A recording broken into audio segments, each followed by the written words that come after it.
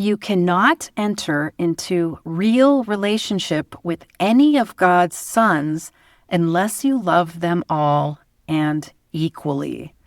Love is not special. If you single out part of the sonship for your love, you are imposing guilt on all your relationships and making them unreal. This is Alison Anton. You're listening to the ForgiveNest Podcast for A Course in Miracles, your place to explore ACIM topics in healing, meditation, and your special function in forgiveness. This episode is a prelude to my upcoming ACIM Book Club text reading program, and although our opening quote might seem off the mark for an episode on how to read the course text, it's actually quite fitting because it captures the big why of why to go through the effort of reading the text of A Course in Miracles. You cannot enter into real relationship with any of God's sons, that's all of us, unless you love them all and equally. We're going to talk about that big why here first, and then we'll go into some key tips on how to read the text so that you can benefit the most out of the time and effort you're committing to it. I heard my teacher, Robert Perry, once say of the text makes love make sense. We learn via the text that love makes sense in every situation we find ourselves in and with everyone, not just our neighbors, but also our enemies. Love is not special. When we go through the course text methodically in the way we're going to speak about today, we learn that every situation, every person, every event is an invitation to love. It takes us beyond traditional forgiveness and changes our whole perspective of why to love equally, why unconditional love is always the answer. The text makes love make sense, and wanting to learn the course's lessons on love are what keeps us in the course. Jesus says this in chapter 2. I must remind you that learning and wanting to learn are inseparable. All learners learn best when they believe what they are trying to learn is of value to them. But as we all know, we don't always know what we want until we have something to compare it with. Jesus knows this. The text not only teaches us why we'd want to give love to everyone, but also what went wrong in our minds to make us not want to give love to everyone. All of that is covered in the text. Yes, the text is work. It takes a lot of mental concentration. And this mental aspect is often why people skip it or skim it and focus attention mostly on the workbook. They might say, why am I doing all this really hard reading and thinking and studying when I can just do the workbook practices and get the experience of the course there?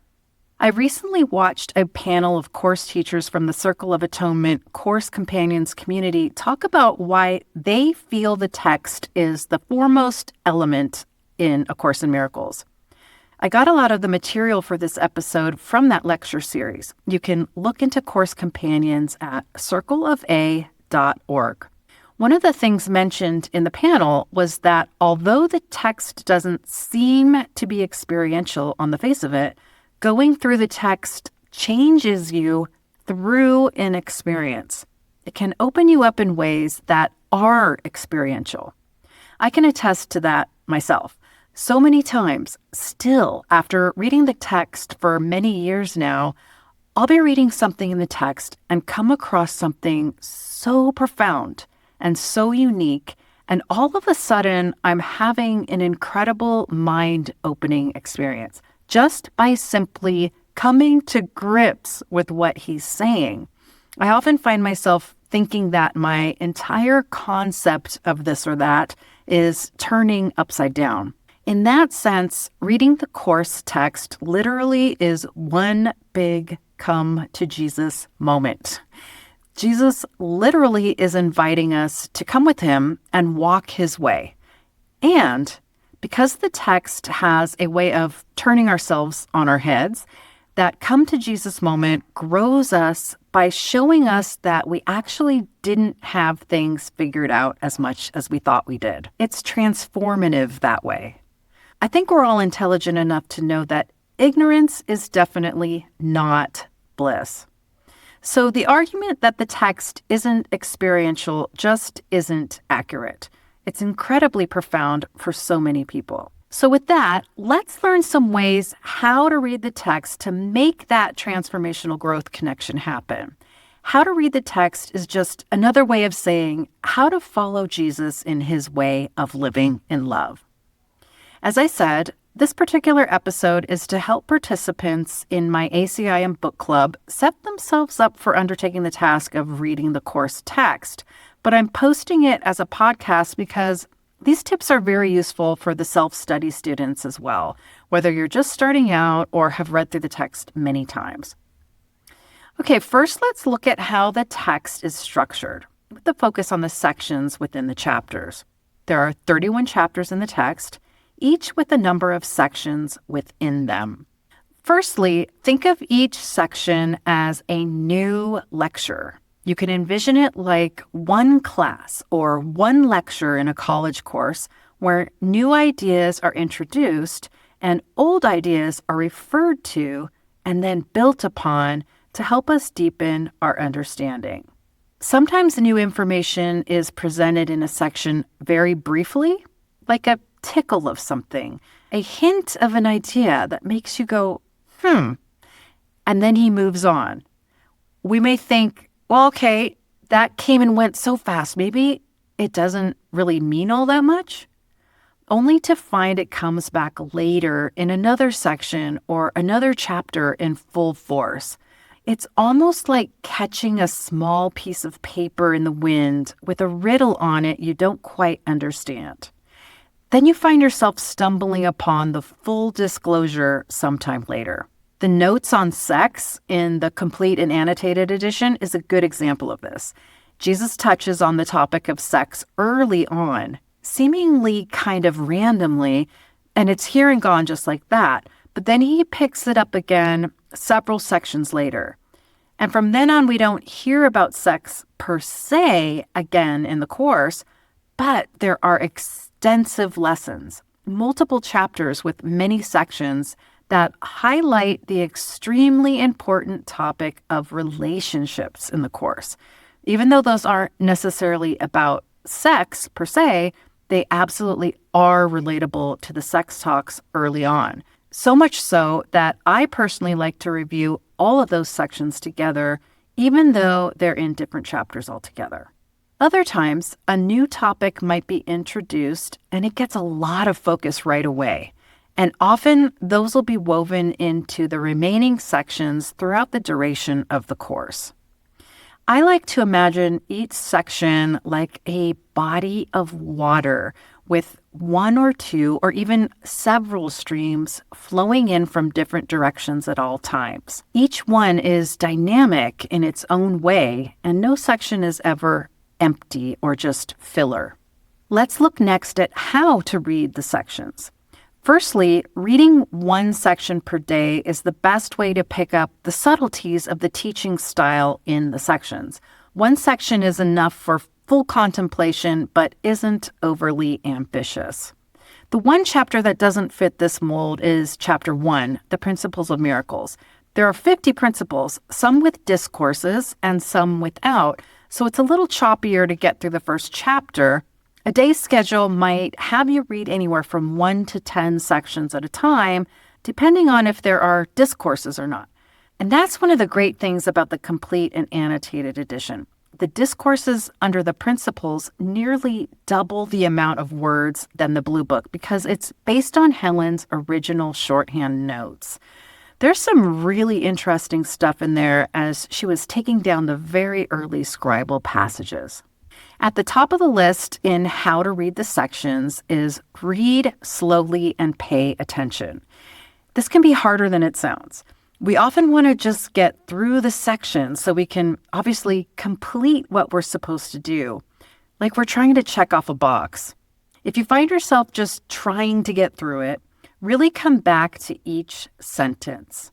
Jesus told Helen in her original notes that as long as she took accurate dictation, every word is meaningful. From that standpoint, see if you can read each sentence, each paragraph, and each section slowly and with careful attention to detail. Remember, as I said earlier, there can be experiential shifts that happen from reading the text, but you need to make that intelligent connection by reading attentively. Next is read and review. Often you'll want or even need to reread certain sentences or paragraphs several times. That's not only okay, it's recommended. If the sentence or paragraph is really challenging, keep rereading it. This is along the same lines as going slow. If you're straining to understand something, skimming through is usually not the best because, like most written words on a page, one sentence paves the way for the next sentence. That said, don't strain or push if you still don't get a certain gist of it after reading it a few times. But do make a concerted effort to at least try. This is why it's not recommended to read more than one section at a time. Stay focused on the section at hand, and it won't feel mentally exhausting. And that's why reviewing the material is recommended too. Some students add an additional study period at the end of the day to reread or skim the section again. And that's one of the things the ACIM Book Club is for. You'll get your daily reading assignment, your daily practice statement, and an audio-video review of the reading section for the day. Study groups are a good idea for this very reason, too. The more we can review and discuss the sections together, the quicker we'll be able to grasp concepts. It's kind of like that marketing and advertising tenet that you have to see something 10 times before you actually buy it. With course practice, it's you have to read it, reread it, review it, practice it, and then discuss it 10 times before you understand it. This is the value of being in a course community. I studied for 25 years on my own before joining the Circle of Atonement Course Companions community, and my growth and understanding has increased exponentially since then. And that's because we teach and learn from each other. Community is like one big review period. Next is think about what you read. Stopping to think after each paragraph is good. You're not supposed to be a passive reader for the text. I think the moment we go into passive reading mode is the moment we'll want to put it down. We're putting our thinking caps on here in the text, in a good way. It's this kind of engagement that allows us to have the internal spiritual experiences. I believe he does speak to us in this space of engaged, active reading. You can get a very real sense of him being right there reading it to you, like he's talking directly to you. But he wants you to hear the actual words he's saying on the page, not just a telepathic or even an etheric gist of the information, although that might come too. But in the course, it's extremely important to think about what you're actually reading on the page. And then there's reading in context. This is a crucial thing to start practicing early on. Course students are notorious for embedding our own perceptions and projections onto the course passages and concepts. Admittedly, it often seems that something means such and such, but if we really read the sentences before and after, we see it's really alluding to something else entirely. So this is another motivation to read carefully and make sure we're listening to what he has to say about such and such, not what we want him to say about it. This is challenging for all of us, but maybe even more so for two camps of people that find their way to the course. These are New Agers and previous Christians. There are so many ways the course material can be misconstrued if it's perceived from a New Age or Christian framework. Sometimes those frameworks don't integrate with course concepts, but they sometimes do, and often they seem like they should. And so we can easily make hasty conclusions without putting it into context of what he's talking about in that particular section or paragraph. The suggestion here for all of us at any stage of learning is to refer to the sentence right before and the sentence right after. If all you had was this little area to read, what is he actually saying? Training ourselves to look out for this is a good idea so we don't end up projecting too many of our own belief patterns onto the course. And last tip here is applying what you read. I think it might be the most important of all these, because what's the purpose of reading the text if it doesn't apply to our own life and our own circumstances? Every single thing we read in the text can be applied. This is a course in spiritual attainment, but we reach that attainment by way of undoing the errors in our minds that block ourselves from sharing love with others. In our daily lives, we're using our interpersonal relationships as the material for practice. Jesus literally tells us that our brothers, who are all the sons of God, are our saviors in our spiritual attainment. But in order to be able to repurpose our outer lives to help reach our collective spiritual goals, we have to learn to read the text as if he's talking to us. That includes all the ways in which the ego blocks and distorts, puffs ourselves up in specialness, and all the ways we made the world out of a desire to attack God. Jesus isn't talking about how that other person did that, or how the fallen angels did that to us. He's saying we're doing that.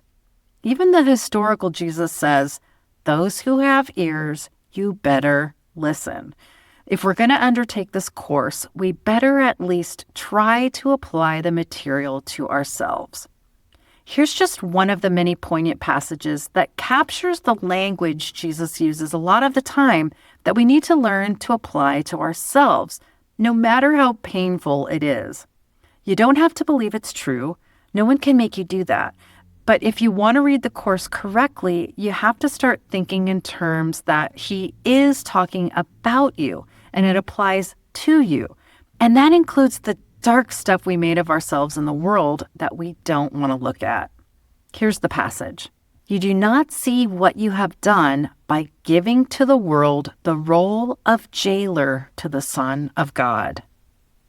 What could it be but vicious and afraid, fearful of shadows, punitive and wild, lacking all reason, blind, insane, and sad? To do Jesus' course, we have to admit that we could be doing this, albeit unconsciously.